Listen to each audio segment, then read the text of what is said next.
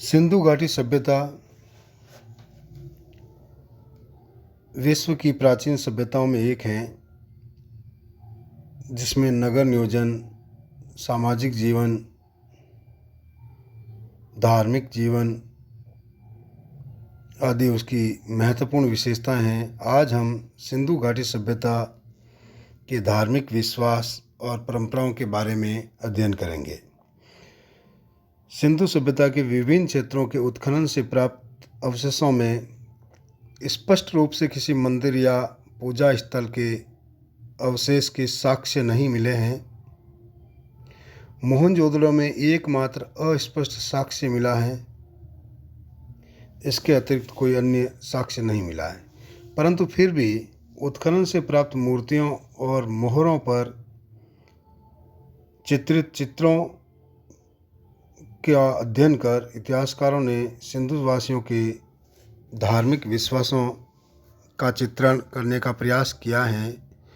सिंधु सभ्यता के विभिन्न स्थलों से प्राप्त मोहरों से प्रभुत मात्रा में नारी चित्रों का अंकन मिला है।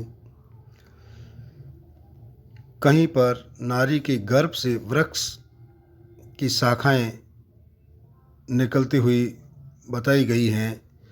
इस प्रकार विभिन्न रूपों एवं पर्याप्त मात्रा में नारी चित्रों के अंकन से मातृदेवी की पूजा उपासना की जानकारी मिलती है। दूसरी तरफ एक योगी की मूर्ति और उसके आसपास वर्षभ या बैल की मूर्ति मिली है, जिससे ये प्रमाणित होता है कि ये लोग परम पुरुष की उपासना करते थे।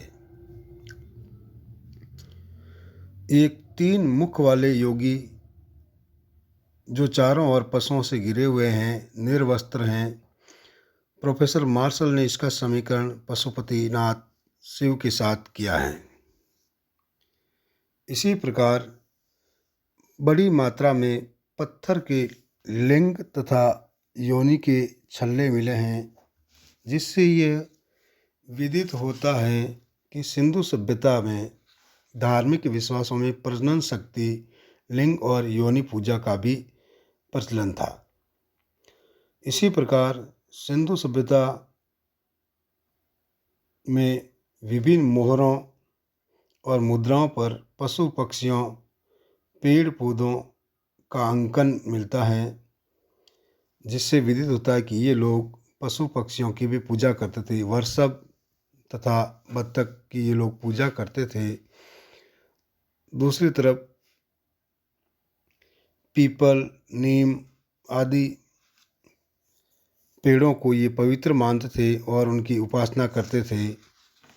इसी प्रकार सिंधु सभ्यता में यज्ञ, कर्मकांड तथा पशु बलि के प्रचलन का भी उल्लेख मिलता है। कालीबंगा और लोथल से प्राप्त अग्निकुंड, जिसमें राख और हड्डियां मिली हैं, ये उनकी यज्ञ परंपरा और पशु बलि संबंधी विश्वासों को इंगित करते हैं।